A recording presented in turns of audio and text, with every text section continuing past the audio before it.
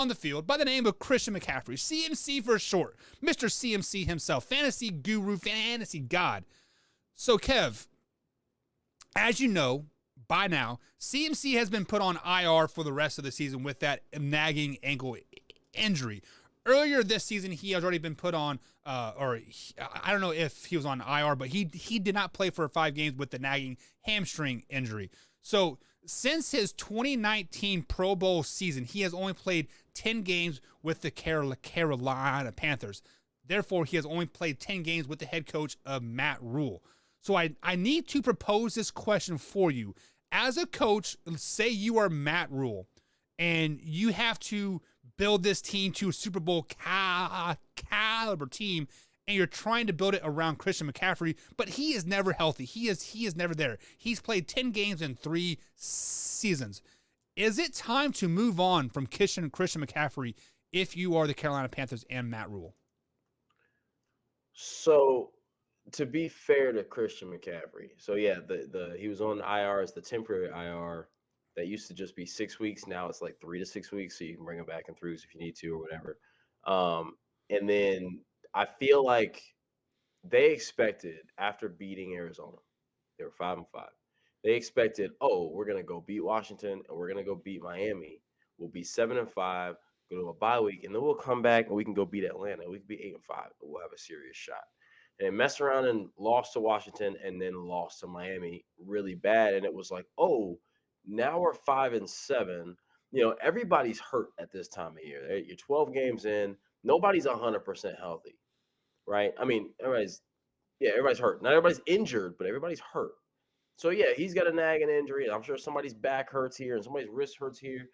Um, but when you see, okay, wow, we couldn't even beat those teams. We still got the Bucks twice. We still got the Saints again. We still got this, that, and the third. And now we're 5-7. Doesn't look like the Cam Newton experiment's really working like we thought. Maybe we need to go ahead and sit down our guy. And I think that's why he's on IR, not because he's really like not able to play. I think it's because they decided, hey, you know what? Let's go ahead and punt on this season. With that being said, I have a friend, a really, really good friend of mine, also a sports podcaster as well, who believes that the number one rule in football is not to pay running backs. Facts. Okay, so you're a part of that crowd. Yeah, so you don't pay them. You let them work off their rookie contract for 3 or 4 years, right? And you never draft them in the first or high second round. Late second round and third round is where all running backs should be. So, all right. So then, of course, the famous graph everyone likes to use is like the years 2010 to 2020, the Super Bowl champions, and who their running backs were. And there's a lot of like LeGarrette Blount, Right. Damian Williams, Ray Rice, probably the best running back on that whole list. But then, what nobody wants to talk about is like the quarterback. You're talking Patrick Mahomes, Brady 3 times, Eli Manning played out of his mind, Joe Flacco out of his mind. You got Drew Brees up there. You got Aaron Rodgers in there. You got Peyton Manning in there. And so it's like, yeah, don't pay running backs. Sounds good, but you can't get away with not paying running backs if you don't have a good whatever. And so right now, the Panthers don't have a quarterback who can elevate their team. Their defense is good, but their defense, I think their defense is better than even they played the last couple of weeks. But as the season goes on, as there's wear and tear, as you have to hit the Zekes and the Derrick Henrys and the whoever else all season, yeah, you get tired, you get a little bit slower. Yeah, you miss more tackles, you're not as crisp, you make more mental mistakes. And so they don't have a Baltimore Ravens, Pittsburgh Steelers, or Iron Curtain, Steel Curtain defense. And they definitely don't have any of them quarterbacks, Tom Brady's, Peyton Manning's, Right. On their roster. So right now, when you don't have the other things in play, yeah, no, you can pay your running back. Now, when his contract is up, I would hope that they've addressed the quarterback situation to where they at least have something in the future. And then, yeah, now you can let him go and work with your quarterback on a rookie deal. But right now, if it was me, I'm not getting rid of Christian McCaffrey for what? What am I gonna get? What can I give? What can I get from McCaffrey that is more worth in the short run or long run than what he gives me today? How about a quarterback that that can elevate the play of the rest of the team? How about Like who? payroll? Like what quarterback? Quarterbacks that come to mind right now that would instantly elevate your team. Russell, Aaron, Rodgers, a Jameis would probably elevate your team there as well, and maybe a Baker Mayfield would be a perfect placeholder too. Okay, so here you go. Now let's go ahead and because situation matters, right? Baker Mayfield. Okay, the Browns haven't had a quarterback worth a damn in 50 plus years. Yep. Okay, they finally got one, even though he's not great. He's still better than they've had. He still holds the position down consistently. Do you really think they trade him for a running back when they have Hunt and Chubb? Okay, In hindsight, no, they will not no, make right. that trade. Yes. So Aaron Rodgers, okay, because it's also like these quarterbacks you mentioned who can elevate a team are on teams who need to be elevated as well. So like if I'm the Seahawks, why the heck would I trade Russell Wilson for again a guy who's played 10 games in 3 years, or 2 years? Why would I trade Aaron Rodgers for that when I got Aaron Jones who I just paid what I got? So you see what I'm saying? So like I think you're talking about the Saints with Jameis Winston. Well, I got Alvin Kamara. So this is where all that stuff comes in for now. He may very well end up same exact situation like this down the road. Yep. But this is where it comes down to like, yeah, you can say don't pay running backs, but it's like if Carolina lets him go, what does it do for them? At least paying him gave them this option that we're talking about right now. Also, by paying Christian McCaffrey, what he signed $100 million deal, right? Yeah, I don't know this, man. I'll look it up. Yeah, but like either way, they have a lot of freaking money tied up in a hurt player. So let's say you're paying him $100 million. He's played 10 games in 3 seasons. How is that worth your $100 million for one? The reason why they don't have a good quarterback, two, is because they had that $100 million tied up in one freaking player. That is why every time a team signs a $100 million guy, Rams, Lions, Chiefs, they're not going to be very good, in the next couple of seasons because they can't sign anybody else. They literally cannot sign anybody else. Carolina specifically is not in that situation. So his deal was 4 years, $64 million. That was like his extension. Right. That's $16 million a year. Okay. None of the wide receivers get paid. DJ Moore is still on a rookie contract. Robbie Anderson is the highest paid, and he gets paid the average receiver stuff. Their defense is young as all hell. Right, you're talking about Jeremy Chin, rookie contract, Shaq Thompson. Like none of these guys get paid big money. Brian Burns, it's a contract year for him. None of these guys, all their playmakers right now, like Carolina's not paying anybody but Christian McCaffrey right now.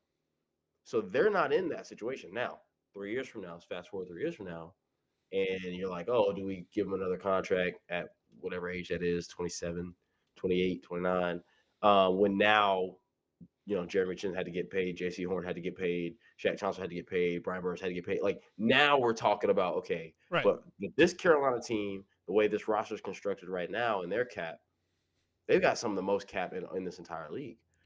And the problem is, and their biggest problem right now is they are locked into Sam Darnold's 5th-year option. They picked it up when they traded for him. Right. So next year, they owe Sam Darnold whatever it is, 18 to 20 something $million. Yeah. And now you're talking about $34 million locked up in one season to your backfield, in which your quarterback sees ghosts and your running back's not going to be there. So I know you as a Carolina guy. I mean, you talk Carolina sports all day, every day. So like, the ins and outs more than I do. But let's flash back to week 1 through 4 when Carolina was 3-0, looking like a Super Bowl caliber team. Sam Darnold was on this top 10 pace. What was the difference between then and now?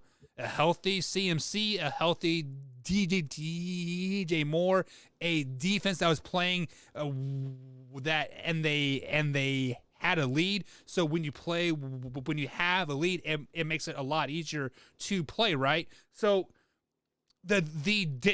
what the common denominator of everything here is When Christian McCaffrey got hurt, that team went downhill. Your team is built around Christian McCaffrey that has only played 10 games in 3 seasons. How can you consistently rely on a guy that just like he's there 20% of the time? How can you realistically build your team, build your franchise around a player that's just not there? You can't, and the point you're making is absolutely correct. Like in a vacuum, Christian McCaffrey is not worth $16 million a year, right? And I'm sure it's like one of those things that like it's like 13 one year, then 17, then 20, Right. like Yeah. that kind Yeah. of thing. But we'll just say for simplicity's sake, $16 million a year. No, he's not worth that, right? I get it. But the unfortunate part is like these contracts, these things like that are not in a vacuum. So we have to figure out, like, okay, well, like what's the alternative? When people say, "Oh, fire this coach, fire that coach," okay, that's fine, but what is the alternative? Minnesota Vikings fans want to fire Mike Zimmer for what? Like, you know what I'm saying? For who? Yeah. What's the alternative? So that's where it's like, and so 2 years ago, whenever he signed his extension, what was the alternative? When again, when the Cowboys, for instance, they fired Jason Garrett, what was the alternative? Apparently, the alternative was Mike McCarthy. Is he actually better than Jason Garrett? Hindsight, yes. Maybe. Yeah. Maybe. I mean, Jason Garrett had a 13-3 season. He also had a 12-4 season. So just Yeah. because they're winning don't mean McCarthy's necessarily better. Right. And it's hard this year because referee officiating is just hot garbage. But find me, whatever. They can find me if they want to. But again, and you brought up the good point. They started out the season 3-0, and everything was clicking because Sam Darnold, when he didn't have anywhere to go, could throw it to Christian McCaffrey. The second they got out of that rhythm, the second McCaffrey got hurt the first time, is when it kind of got all hazy. But also, to be fair to him, that dude is overused like nobody's business. Right. I agree with you that 100%. Like, I believe there's at one point, was it last season, he had over 75% of the touches of the Carolina Panthers. Absolutely mind-boggling. So, I get it, yeah. But if he's making most of the money, I mean, Carolina's mindset is, well, shoot, I mean, he's making all the money. We might as well be giving him the ball. And it's like, okay, when you think of it that way, I guess that's a fair point. But yeah, like, I mean, they got all these weapons, man, and their offense is just like, they don't give their quarterback more than one place to go with the football. There's no like, all right, read this and then level it off with this. And then like, I sit there and watch, I'll see Sam Darnold like with happy feet, doesn't know where to throw the ball. And then they go show like the sky cam. And like nobody's open because their routes were all of, 4 steps to the right and turn around. And it's like, yeah, how's any quarterback supposed to be successful? They have no offensive line, which forces McCaffrey to have to get the ball so fast all the time. Like, hey, we need you to go make a play. Here's the ball. And it's just kind of like all of these factors build into why he can't stay healthy. So let me ask you this question here, because like you obviously watch the game, you talk about it a lot, so you know it. Is the Sam Darnold effect, you like with those happy feet, not seeing the offense per se, is that a play calling thing? Is that from a coach's standpoint, or is that just Sam Darnold not being very good? Now, it's a little bit of